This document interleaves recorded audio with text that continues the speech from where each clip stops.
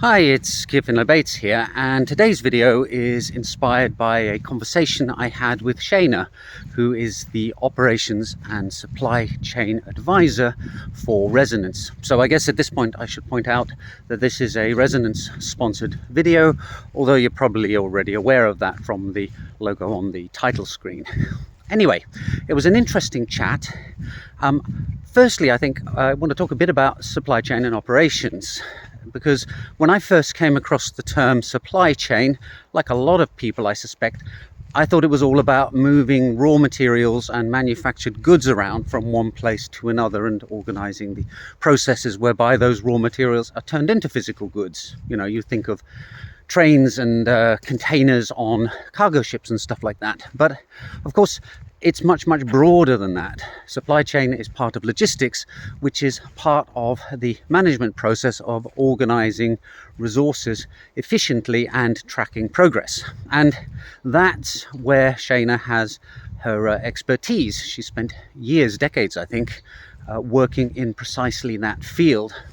And at Resonance, what she has done is come up with a very simple, surprisingly simple algorithm to allow Charles, the CEO of the company, to estimate how much work a particular job will require. The company does audits on smart contracts, and with the materials that she's provided him with, he can on site in a very short period of time let a customer know what the expected time to perform an audit on their contracts will be, being able to take into account the number of engineers available to work on it and their areas of expertise. And I say it's amazingly simple.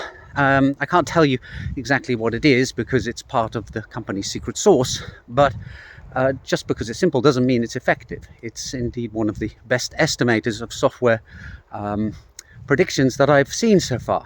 And one of the things that anybody working in the software industry knows is that coming up with time estimates for work that needs to be done is incredibly difficult.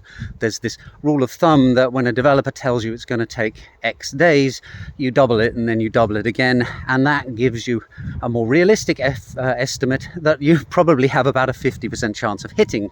And I was thinking about this because I've worked in a number of large and small software companies over the years, and invariably the project manager or the program manager who's in charge of managing time and tracking progress has come up through the development or testing or some kind of engineering discipline, and then has hopefully had some training in logistics and operations, but they've all come through the engineering side of things. And when you think about it, that doesn't actually prepare you particularly well to manage this kind of estimate effort. And I think it actually shows in Resonance that they have somebody who is not a developer, but who is extremely familiar with the problems involved in making forecasts as to how a project is likely to proceed. So I find that very interesting. I love the fact that Resonance is very algorithm focused. The approach there is to come up with methodologies to measure and then to check whether those measurements match reality to tune the models. So, for example, recently they have released a security score algorithm that allows their clients to get a quick estimate as to how secure or insecure their offering is. And I think that is the right approach for an auditing company. It's all about being able to say, we've measured across these things, these are the results that we have had, these are the areas that we think should be improved.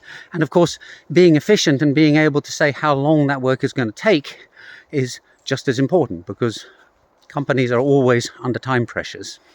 Anyway, so it was a fantastic conversation with Shana, and I learned a lot from it, which is, to me, always the sign of a good conversation, for me anyway.